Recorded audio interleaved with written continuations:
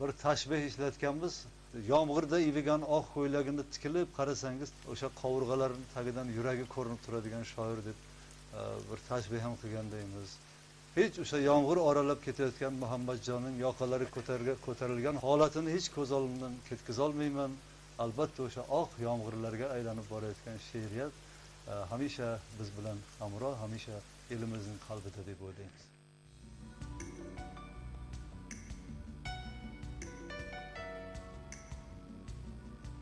Muhammadjon, shu bir iltimos bilan keldim. Ha, labay aka dedi. Qarasam o'zining gaplari ham juda ajoyib. O'zi Andijonning shevasi bilan o'zbekona gapirish, uning ustiga sal chapanilik bor. U chapanilik mehr chapanlik unaqa. Ikkovimiz fikrlashib olgandan keyin bitta darrov bir kitobini berdi. Bu kitobda muqovasi ham yo'q. Hali birinchi, hali o'rishchasiga aytardi, kontrolniy ekzemplyar deb pechat qo'yib qo'yishgan.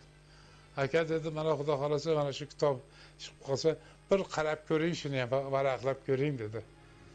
Ko'rganimdan keyin qarasam, yur muhabbat, ketdik bu yerdan. Yo'q, xudo dedim.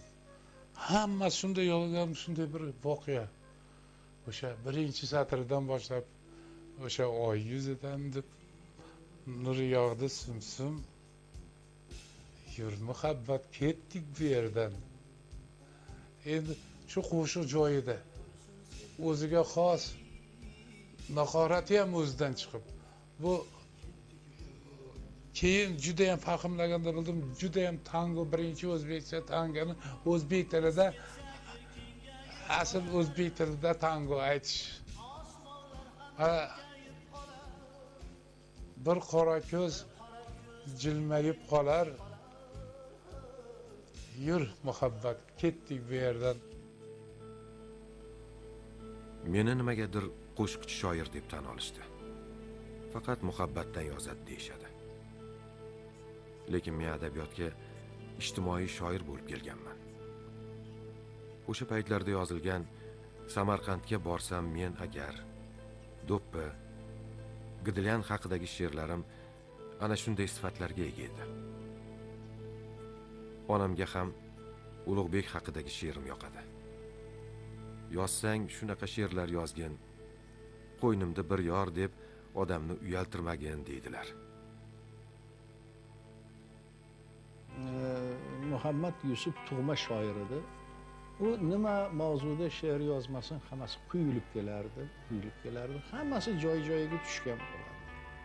Yana qizig'i shuki, she'rlarni o'qisangiz, yosh uni so'zlariga yozilgan ashulalarni eshitsangiz, shunday taassurot tug'ilardiki, juda oson yozilgan she'rda endi. Juda oson yozilgan. Mana ot haqidagi she'r, to'ppi haqidagi she'r. Mana o'tirib yozib tashlayman deydigandek bir fikr paydo bo'ladi. Lekin yozib ko'radigan bo'lsangiz, bu juda ham qiyin. Undagi ali soddalik, jo'nlik bu shunchaki primitivizm emas. Bu xalqni bir tabiiyligini, she'rni tabiiyligini o'z ichiga singdirib olgan.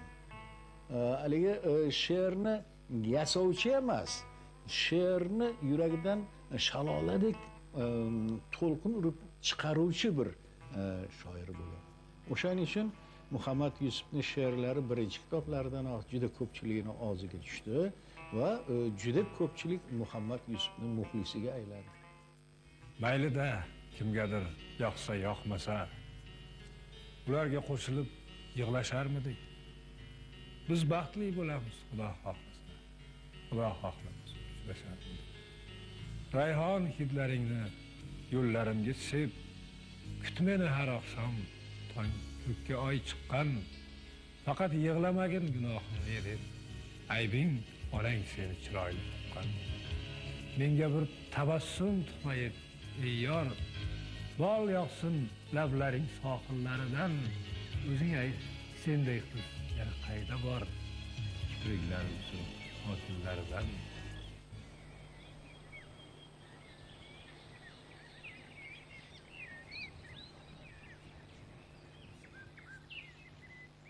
paytlarda bizani boshimizda boshpanamiz yo'q edi. Manda endi men ota-onam Toshkentda yashaganman, lekin Muhammad aka misol uchun o'zlarining shaxsiy bir uylari hali bo'lmagan paytda turmush qurdik va oradan 4 yil o'tib mana shu xonadon Darxon mahallasidagi o'sha 9 qavatli uydan bizga uy ajratildi, 4 xonalik. Mana shu xonadon bizni juda ko'p yaxshi kunlarimizni ko'rdi, juda ham ko'p quvonchlarimizni ko'rdi.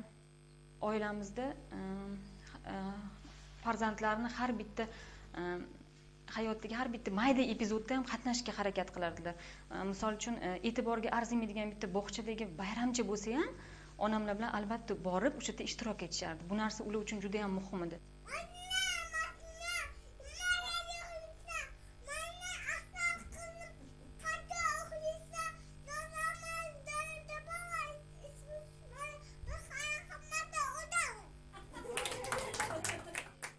Har qanaqa bayram ham Muhammad aka uchun o'sha bolalar atrofida bo'lsa bayram edi. O'sha kuni menga hech narsa tatimadi. Yangi yil kechasi bir o'zim ertalabgacha bedor o'tirib chiqdim. Yig'lab kirib ketdi qizlar. Endi bilaman, chunki otasini mehri yetishmayapti, otasini e'tibori yetishmayapti. Ana shunaqa paytda ertalab mana shu kichkina qizim Madina kulib chiqib keldi. Men o'sha kunlarda birinchi marta ko'rishim edi uni kulishini.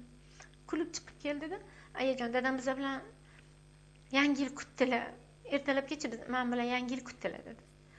Men aytdim, menga nima bo'lyapti? Hatto qo'rqib ketdim-da gapidan. Nima deyapti bu? deb qarab turibman endi. Keyin aytadiki, tushimga dadam kiribdilar ayajon deydi. Dadam deydi, o'sha o'zimiz uyimizda divanda o'tiribdilar har doimgidek.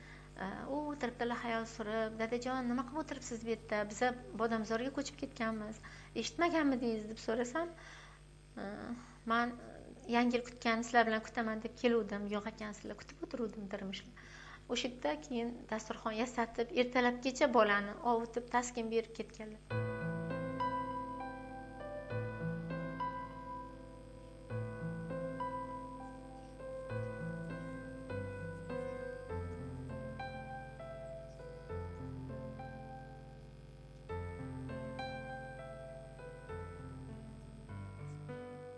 Otasi o'tib ketgan insonlar balki otasini yig'lab eslaydi har safar. Bizda birinchi o'rinda to'g'ri yig'laymiz, odamga og'ir juda ham, lekin birinchi o'rinda otajonimni eslashimiz bilan qizlarning yuziga tabassum yuguradi, chunki bizning xotiramizda juda ham ko'p yaxshi kunlarimiz bor. Insonlar bor 80 ga kirganda ham otasi yonida bo'ladi. Shunaqa baxt nasib etgan bizaga 15 yilgina, men 15 yashar qiz bo'lganman, otajonim o'tganlarda 15 yilgina baxtli hayot kechirish nasib qilgan. Lekin shu 15 yil ichida men otajonimdan 15 asrga tatigulik mehr ko'rganman, e'tibor ko'rganman. Buning uchun umrim oxirigacha odamdan minnatdorman.